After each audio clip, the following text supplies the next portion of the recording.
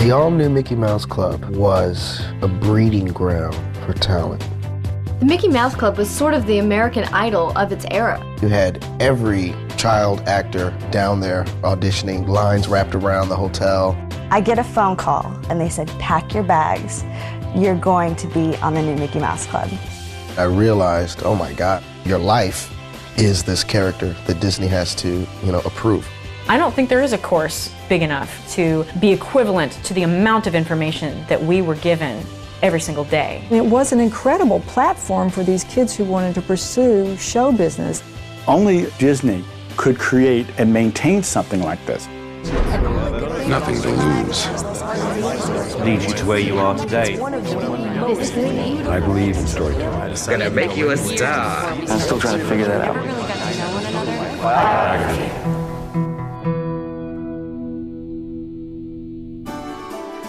It's been more than 50 years since the Mickey Mouse Club burst upon the national scene. The Disney television show was revolutionary, a show for kids, starring kids. Over the years, the show faded in and out of the cultural landscape, but by the early 1990s, it had hit its stride again and would become a remarkable training ground for some of the hottest young music and film stars in America today. I would describe the Mickey Mouse Club as a Saturday Night Live for kids. If MTV had mated with the 1955 Mickey Mouse Club, the spawn they would have had might have looked something like MMC. It's not the old show. We want it to be hip, we want it to be smart. Picture a show like Carol Burnett married with a show like American Idol. It was 1989.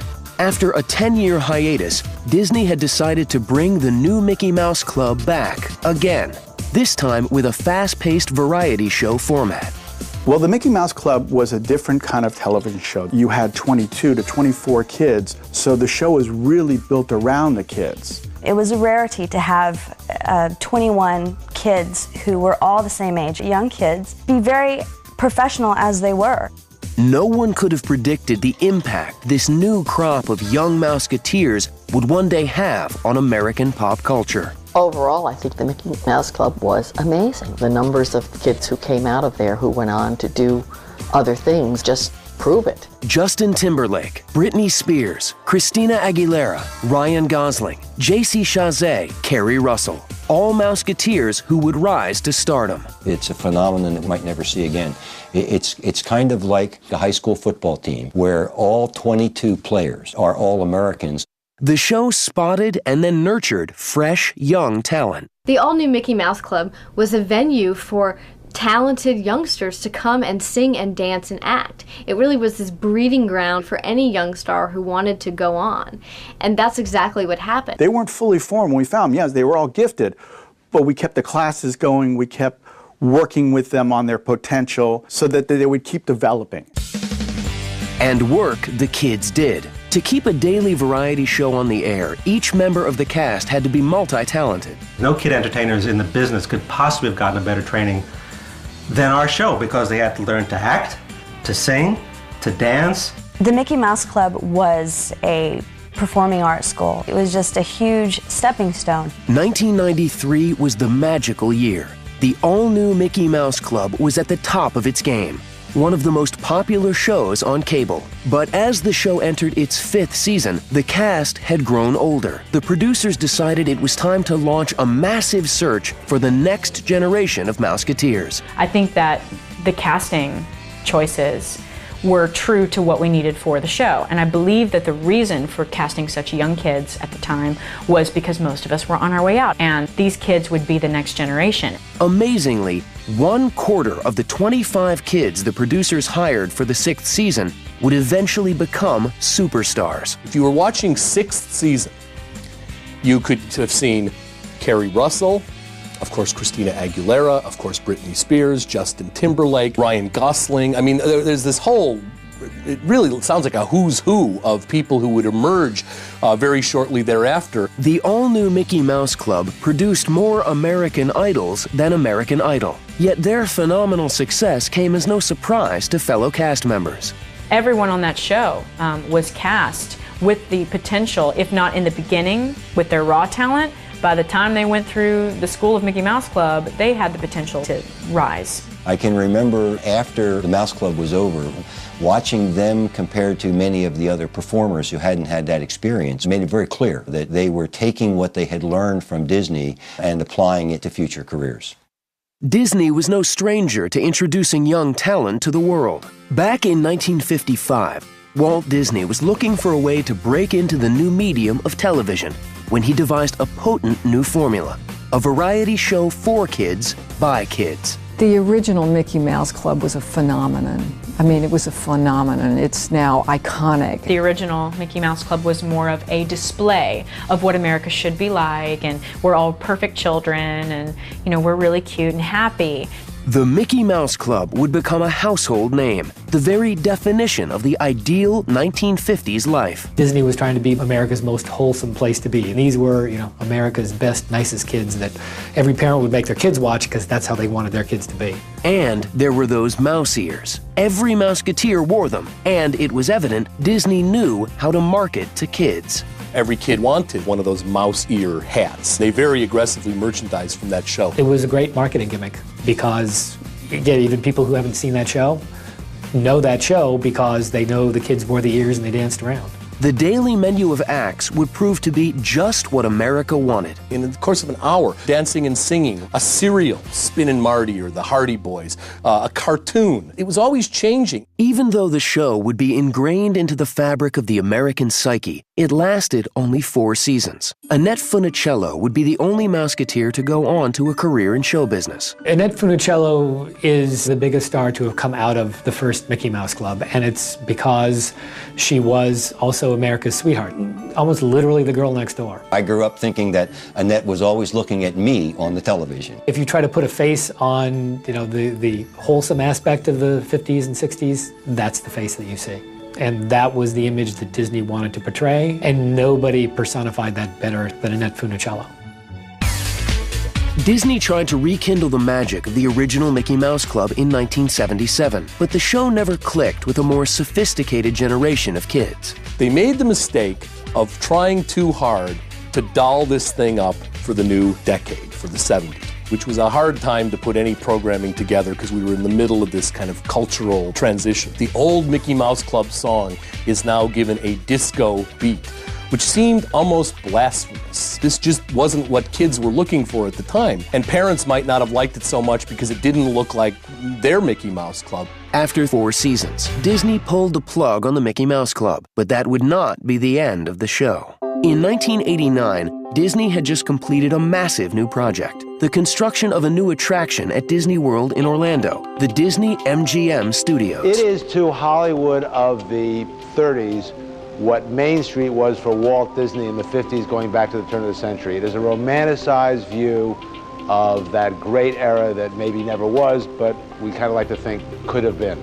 The only question now was how to get the tourists to come. They had this new theme park, the Disney MGM Studio theme park, which had studios, which they had to provide a tour for. That was the attraction.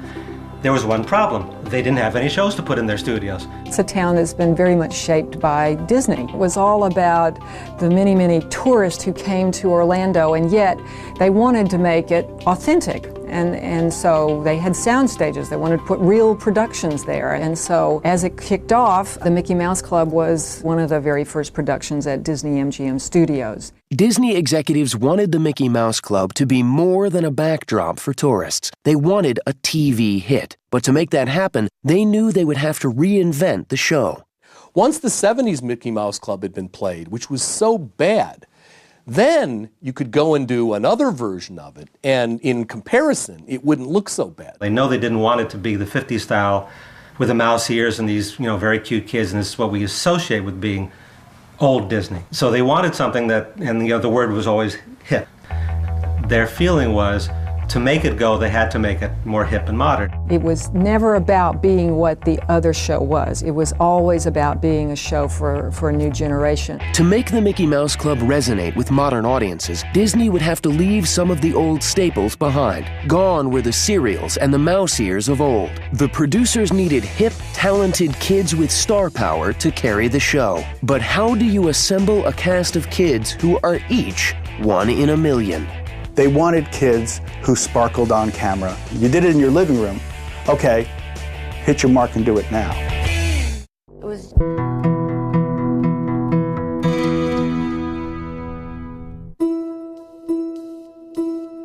In 1989, the Walt Disney Company hoped they had a winning formula with the hip new Mickey Mouse Club. Now all they would need were a dozen energetic, multi-talented kids. Casting director Matt Casella had the daunting task of finding them. Matt Casella explained what the assignment was to help find these kids, nurture the best talent, make sure they all worked really well together, so hopefully maintain this ensemble because there were going to be no stars. For Disney, it's all about finding things that 8-year-olds and their grandparents can do at the same time and not hate each other for doing it. Whether it's Ned Funicello from the 50s or Miley Cyrus now, it's kids who can appeal to kids and appeal to grown-ups. That's pretty much the key to the entire success of Disney, is they didn't limit it to one age group or another. The exhaustive search would pull in some of the most talented youngsters in America. Mickey Mouse Club was sort of the American Idol of its era. They put out this nationwide search for the best talent in America. the long lines of kids and their parents outside hoping and waiting and just praying that they, get discovered. You had every child actor from the ages of 9 to 18 auditioning. It was just like American Idol. Everyone's practicing their lines, everyone's practicing their dance steps and their singing. They were looking for that three-pronged ability: singing, dancing, and acting. And beyond that, they wanted kids who sparkled on camera. From the thousands of kids who auditioned, 25 would be selected to come to Orlando for a final round. They all did it on the Star Search stage in Orlando. So they had to take center stage and for 12 to 15 minutes, do their audition on tape. Bam. One shot, that's it. They knew what was on the line, a 7-year contract with Disney. You're a 12-year-old kid, you're told this is your chance. Your parent is in the green room watching, and one right after another. These kids are getting up there singing, dancing, and acting. That's tough. In the end, only a handful of kids would be selected to join the Mickey Mouse Club. So 6 months later, after I auditioned, I get a phone call really late at night, and they said, pack your bags. You're going to be on the new Mickey Mouse Club. Ladies and gentlemen, the new Mickey Mouse Club. I realized, oh my God, I've got to sing, I got to dance, I got to be a Mouseketeer. So then it came time to think, well, are we going to move? Or are we going to migrate from Texas to Orlando every year? That was the next choice. The show would be produced at Disney World, so the Mouseketeers had to pick up stakes and move to Orlando. We're in Florida, and our destination is Orlando, Florida, and we're going to stay there for about 6 months, and I'm going to have a Mickey Mouse Club. Everyone back home in Texas thought we were crazy. They thought, she's 10 years old. What are you doing, uprooting your whole family and your home for this kid? I can only imagine the kind of stress and strain they had to put on a lot of the families to be apart from one another. But they all seem to really want to make that sacrifice for their child to be one of the Mouseketeers. Now I see how much of a sacrifice my family had made to uproot, to leave everything that they knew just for me.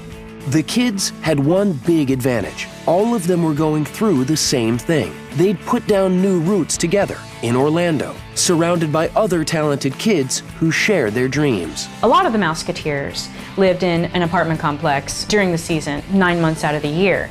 And so that gave them a whole opportunity to socialize automatically once they got home off the set. That was it. That was the community. You didn't really know anybody else in Orlando, so that was your world. As the families settled in, the young Mouseketeers found they had a lot in common. As soon as I made the show and as soon as I was introduced to the other kids, they opened their arms and welcomed me. And it was awesome because having grown up in Oklahoma, I didn't have a whole lot of friends who were doing the same thing as I did. I think they found with the other kids there kindred souls, other children that loved to perform like they did. We all had sort of this camaraderie attitude towards working. And it was refreshing because I'd never been around that many kids that were like me. You spend every day of your waking moments with this group, with these kids. They were your best friends. Meanwhile, the writers and producers got down to work, creating material for the next generation of Mouseketeers. If you were going to ask me the one thing I was most worried about before I came down there, we can write great jokes, but if these kids can't deliver them, we're dead. Not only did it turn out not to be anything to be worried about, these kids consistently knocked our material out of the park. They were that good. Yeah, we had a great crew. I mean, there was no doubt about it. I can say that I have never worked with a better crew since. I mean, this crew was on it. Everybody was right there doing a great job. The Mouseketeers trained all day. In between, they went to school. From the beginning, the Disney execs made one thing clear: school comes first. I remember this huge table with these 7 or 8 new kids around it and their parents, and Dennis Steinmetz, the executive producer, said, I want you to meet the man that is going to be the most important man in your life during the shooting, because he's the one who's going to tell me that you're allowed to perform. You have certain requirements you have to meet educationally. If you don't meet them, you don't perform. When the new show debuted, it was a resounding success, reaching across generations to kids and adults alike. The new version of the Mickey Mouse Club does get a lot of credit for discovering talent like Brittany and Justin, but what it maybe doesn't get enough credit for is one of the first that really tapped into the new youth culture that was just starting to build, because the boomer generation had had their kids, and the kids were now coming of age where they wanted to separate from their parents a little bit, find their own thing, but watching cartoons wasn't going to do it. And so the Mickey Mouse Club and everybody behind it really kind of wisely tapped into that growing sort of generation of kids.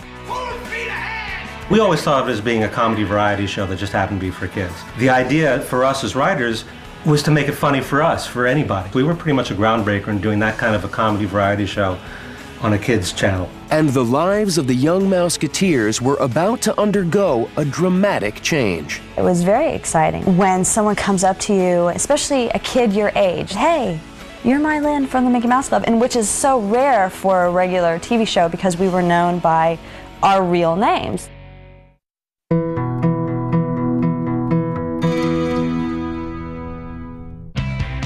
In the summer of 1989, the young performers of the all-new Mickey Mouse Club got down to work. It was a boot camp for talented young performers. Not only were they expected to perform, they were also expected to perfect their craft. The Mickey Mouse Club was, you could best describe it as a performing arts school. This was not a typical TV show. I mean, we learned so much. There's really no better place to train, I guess, than being part of a Disney machine.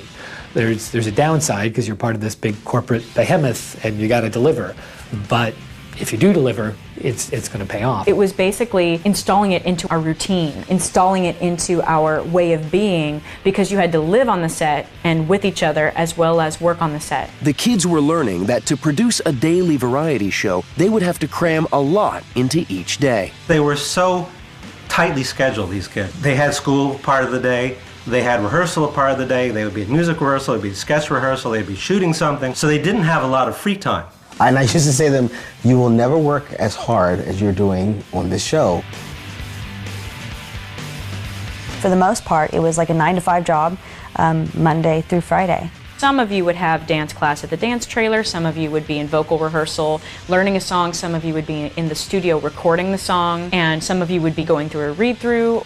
These kids were worked like crazy. We love each other. We love each other. We love each other very much. Oh, yeah. No, I'm not crazy. I'm just a little stressed out right now. As the show grew in popularity, so did the crowds outside the Disney MGM studios at Disney World. Tourists came from all over the world to watch their favorite show come together. We were part of the attraction at Disney MGM Studios. There were young people dragging their parents. We've got to go to Disney's MGM Studios. We've got to see the Mickey Mouse Club. We were in a television studio with glass windows where we became part of the tour. The tour tram would go by our windows roughly every 3 minutes. Tourists would snap pictures and then they would go on their way.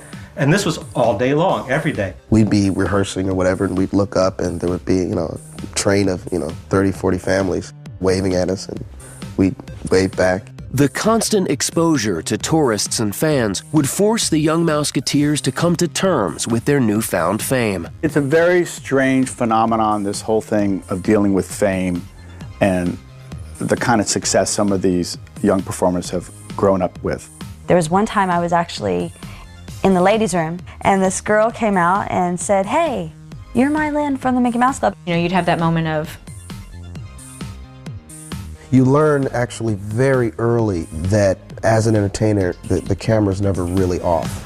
Coping with their fame at Disney World was one thing, but it was much harder when the young Mouseketeers returned to their hometowns. Some people wanted to fight, some people wanted to be a friend because of that. You know, it was just constantly, I never knew where I stood with people. I just wanted to blend in, but it was kind of impossible. I guess you can't help that. Sometimes when you leave, sometimes, you know, it's hard to go back home. My principal would like put my newspaper clipping up on the wall, and you know, I remember kids would stand in the hallway and sing the Mouse Club theme as I tried to walk to class. It was brutal.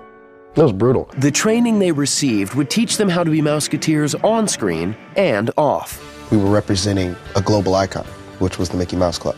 And we were instructed on how to speak, how to conduct interviews, how to hold yourself. The Mouseketeers were protecting the Disney brand by learning how to do those things very professionally and how to do meet and greets, how to go out into the park and work the microphone. That was all part of their training. the little bit of tours and autograph signings and pictures and, you know, being recognized in the grocery store, those little things can prepare for the big celebrity paparazzi kind of situation. The young Mouseketeers, however, were about to be educated by their elder predecessors. In 1991, the all-new Mickey Mouse Club hosted a reunion show with original Mouseketeers from the very first Mickey Mouse Club. For the young Mouseketeers, it was a humbling occasion. Annette Funicello came back and a handful of other people came back, and we got to work with them. It was almost as if they were passing the baton to us. I had to create 2 numbers using both groups. So it was coming up with something that was hip so that, you know, the regular audience would watch and enjoy, as well as paying tribute and honor to these people who created the show. In 1955, I was lucky enough to be chosen as a Mouseketeer. There were 24 of us, and from what I understand, they interviewed 10,000 kids. I think I was surprised to see how normal the original Mouseketeers were. It's just amazing to see so many people that we were supposed to follow in the footsteps of be regular civilians, you know, without any kind of singing or dancing or acting in their day-to-day lives anymore. I felt it was history, you know, to get to be on this current show that was for our generation. To get to be one-on-one with the people who actually started the Mickey Mouse Club. It was an honor for me to get to do that. At the end of the 3rd season, the producers were happy with the success of the all-new Mickey Mouse Club. But as the 90s brought a whole new audience to cable television who wanted to watch cool, hip, new programming, a vast change was about to hit the all-new Mickey Mouse Club.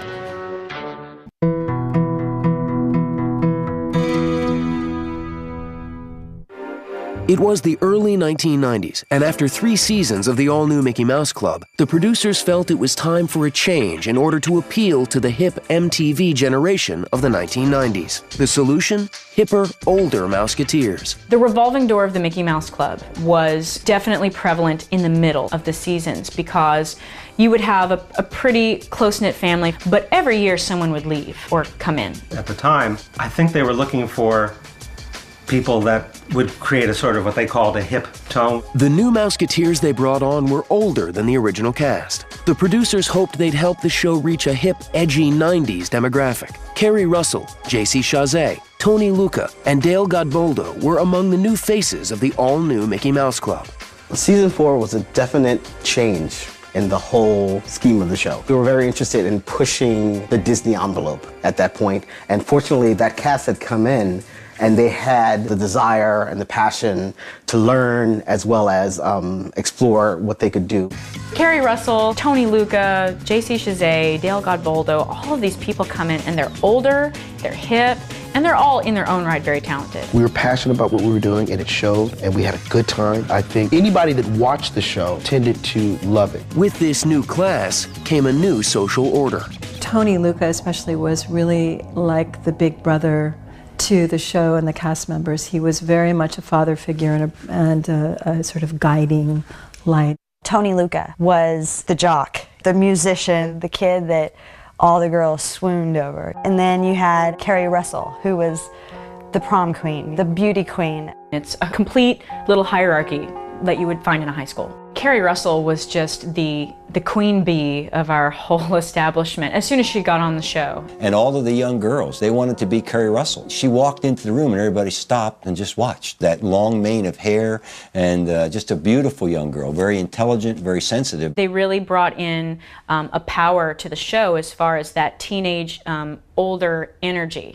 But the new, more mature Mouseketeers found playing a TV version of themselves difficult. There's a very high expectation from Disney to project this very happy, excited persona for the camera. They're part of the Mickey Mouse Club. Every person that was on there was known by their name. I was known by Mylan. Dale was known by Dale. What was interesting is this wasn't just us playing characters. I mean, Dale was supposed to be exactly what you saw on camera, and many times we weren't. So really constantly finding that balance, there was a sense of frustration internally. When you're on TV, you're a little bit more on, you're a little bit more glossed over. The kids were naturally going to try to be a little bit more edgy. The cast was growing older, and they wanted to act and dress older as well. There were a few times on the Mickey Mouse Club where I would try to push for my skirts to be a little bit shorter. I think the cast members had the opportunity to a certain extent to rebel within the context of the music numbers and take that energy, I should say, the energy of rebellion, and put it into their performance. And that's what made a lot of the performances so incredible. There was a tug of war going on between the Disney version of ourselves and our real version of ourselves, being teenagers, ready to, you know, in hindsight, it's rebel. But at the time, this is who I am. This is what I'm about. This is what I want to do. This is who I want to be. They would bring in people who were slightly older and, you know, more in the middle of their teenage years, and, you know, they've had more of a life outside of the show, and they had more of the attitude to rebel. That older cast, I could have wrung their necks. The Mouseketeers sometimes needed to be reminded. The Mickey Mouse Club may be the cool, hip place to be, but it was still for kids. They wanted to come out, whether it be in a song or in a comedy sketch, and just do something a little bit more outrageous, a little more cutting edge. And invariably, I was asked to go to them and say, look, we have to bring it back. You got to remember, this is the Mickey Mouse Club. But there was a sketch that was supposed to be a used car salesman. The character's name was Slick Farley. I tried to make him a pimp. I wanted to just really, you know, push it and go out there. Dale's an extremely gifted comedic actor, just straight up a talented actor. But he has a gift for comedy, and he had this wonderful character that would be more appropriate on Showtime or HBO. So as good as the character was, and it was funny and all that, you really can't have a pimp player on the Mickey Mouse Club. Even Disney executives knew they couldn't stop the Mouseketeers from growing up. Ultimately, they came back with a couple notes, and, you know, everyone sort of, not only the cast, but the producers and the directors sort of nudged the network and said, you know, let's rock with this. I think that everyone towards the end of the show had this feeling of, these kids are ready to be edgy, and they're excited about making this as funny as they can. Being, you know, 15, 16, and being able to explore that sort of wild, really out there interpretation of a used car salesman was huge for me. In the spring of 1994, 5 Mouseketeers were ready to graduate from high school. The show turned it into an event. Disney had made, throughout the time I was there, a very strong commitment to education. They asked me to plan a graduation. The Mouseketeers put on their caps and gowns, and the 5 kids came out to pomp and circumstance. It was just a marvelous moment. I have always been appreciative to the Disney folks for giving me the opportunity to make education such a big part of their lives.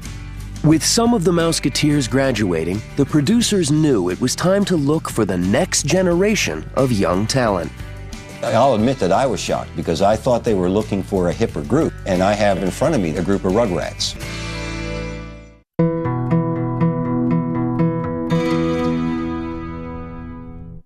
In 1993, the all-new Mickey Mouse Club was a cable TV hit, but the cast was aging. Some had moved on, and some of those who stayed were already 4 years older than when the show first aired. It was time to begin the search for a new generation of Mouseketeers. As auditions began, casting director Matt Casella once again hit the road. This man went all over the country with his camera and found amazing talent. All you have to do is look at the roster of kids that are the graduates of the Mickey Mouse Club, and you realize what an eye for talent this man had. Casella had discovered Kerry Russell and J.C. Chazé the previous season. Now, after auditioning 24,000 kids, he added 6 more kids to the cast. Among them, Justin Timberlake, Christina Aguilera, Britney Spears, and Ryan Gosling. The new class of '94 was nothing short of astounding. The final revolving door was with the young ones, and it was a huge change because we had gradually been getting older Mouseketeers, and now we were getting all of these young kids. There was some, I guess, hazing that went on from the older Mouseketeers who didn't want to be fooling around with these little kids. They were little and they were young, little and young. So here I am, like they come up to my chest, and they're just so petite, and I'm thinking, how is this show gonna mesh? Mouseketeers who had once looked up to the older members of the troupe now found themselves mentoring the new kids on the block. The whole first month was about them really impressing us, and Christina singing really loud, and Britney doing a whole lot of jumps and kicks, and just over-exaggerating everything because they really want to establish themselves with this show that they've seen on the air for the last 5 or 6 years. But it was inspiring too, because these kids, man, they came with so much talent, and that same drive we had when we started, so they came ready to work, so there was never any looking down on them and anything like that. The older Mouseketeers were reluctant to play with the little kids, but there was no denying their talent. Christina Aguilera sounded almost as good at 11 years old when I met her as she does now. She was this little 4'0" little girl with a voice that sounded like Aretha Franklin. It was she was a freak of nature in terms of her talent. Justin was an all-around good little kid. I mean, he had good morals, good values. Of course, he was close to his mother, his family. He loved music, and he was funny. Britney was just a dynamic performer. She was just very aware of herself and very confident, and she was wonderful to work with and would try anything. Ryan especially, I was very taken with because I thought he had amazing acting ability. The younger Mouseketeers formed the same bonds that previous generations of Mouseketeers had formed. Christina and Britney were hand-holding, skipping friends. I mean, they were all over the hallways, just giggling, and they were the only two their age, girls. So it makes sense. When Britney and Christina got to the Mouse Club, they sat side by side in class. They shared concerns about schoolwork. They both idolized Kerry Russell. Justin Timberlake especially learned from his elders. He was actually a fortunate young man because he was cool enough that he made friends with JC, he made friends with some of the older guys. I think it was kind of a surprise that some of those really young kids did fit in as well as they did in the very beginning. It was definitely like, big brother, little brother, sort of, these young whippersnappers coming on up. All right, let's show you the way of how we do things around these parts. To give all 25 Mouseketeers a chance to perform, the show underwent an overhaul. The format shifted from a daily variety show to a weekly concert show. We went to sort of a concert format. It felt more like American Bandstand in a way, where you would have, artists come in and sing, except the artists were the cast. And the show was given a new name, MMC. We started going by the name MMC. I guess Disney thought that might be cooler than continuing to say the Mickey Mouse Club. The producers selected a handful of Mouseketeers to record their very own album. So the album was really sort of brought to us as, this is what you're doing. And it was just another part of our daily job to create the album. And we got kind of excited about it because we were doing something different. MMC was more of an extension of the show.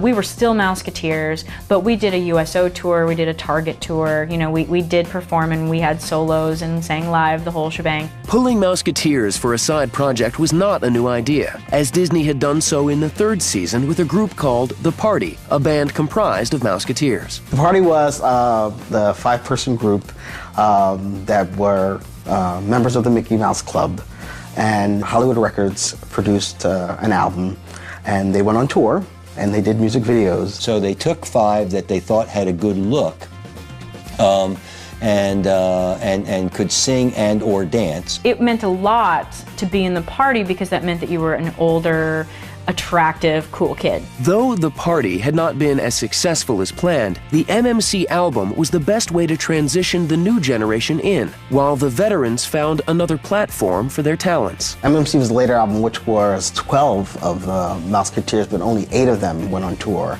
And we actually went on tour to Target stores across the country. All of a sudden, they were living the life of a pop star, miniature versions of what NSYNC became or what Britney became. But producing the show was becoming more and more of a burden. The show was very expensive to produce. The kids had reached an age where they were ready to go on. If you look at the last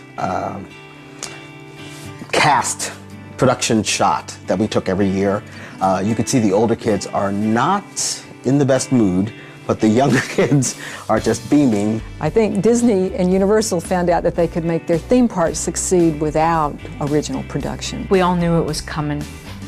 We all knew it was coming, and some of the older Mouseketeers were wishing for it. In the spring of 1994, the Mouseketeers were notified that the show would be canceled. I think the old ones were ready to go.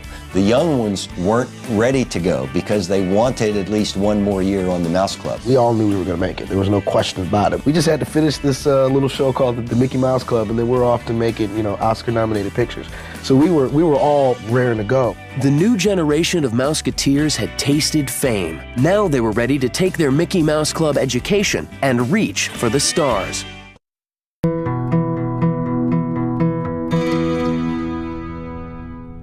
In 1994, the all-new Mickey Mouse Club was canceled after 7 seasons as it was deemed too expensive to produce. While the veterans were happy to move on, the younger Mouseketeers were just getting used to the spotlight, and they weren't ready to give it up. Justin Timberlake was the first to make a move. He teamed up with former Mouseketeer JC Chasez to form the boy band NSYNC. Honestly, I think Justin and JC hooked up because of ping pong and basketball. They had all the right stuff to gel perfectly with those kids. I mean, it was almost kind of like they were meant to hang out together, and obviously that worked out. Justin was 5 years younger than JC. I mean, they weren't in the same clique during the show. So NSYNC happening the way it happened was purely just the magic after the fact. Despite the age difference, the 2 Mouse Club graduates would go on to change the pop music landscape forever. I think NSYNC, first of all, they weren't a man-made band. They put themselves together. Plus, I think, honestly, out of all the guy bands, the boy bands, they were the hottest. Justin Timberlake he was hot. Girls loved him. After a successful tour of Europe, NSYNC came home to perform a special concert for the Disney Channel. I can remember after the Mouse Club was over, watching Justin and JC perform at the Disney concert, how natural they were in front of the camera, and how they understood that you sometimes didn't play to the crowd that was in front of you, but you played to the camera. Well, I think you can see it right after the Mickey Mouse Club when Justin and JC are in sync. Even just from the music videos or from their performances on TV, or even when they're just like on a red carpet event. Those 2 are very clearly out there, comfortable, confident. I think a lot of that happened during the MMC. NSYNC, which becomes arguably one of the most successful groups of all time, this was a huge phenomenon. After 4 albums, NSYNC split up. JC pursued a career writing songs and producing albums. The thing about JC is, anyone will tell you, he's got more talent in his baby finger than most of us have ever seen, much less have. JC was very soulful. He felt things very deeply, and you can see that in a lot of his performances. But it was Justin Timberlake who would go on to superstardom. I think the whole entire NSYNC era, you always knew that in the end, Justin was going to go solo. Besides NSYNC, Justin's connection to the Mickey Mouse Club continued in one other important way. The young puppy love he had shared with fellow Mouseketeer Britney Spears had blossomed into an adult relationship. On season 7, Justin and Britney were boyfriend and girlfriend. So Justin and Britney did start out pretty early wanting to develop something more than friendship.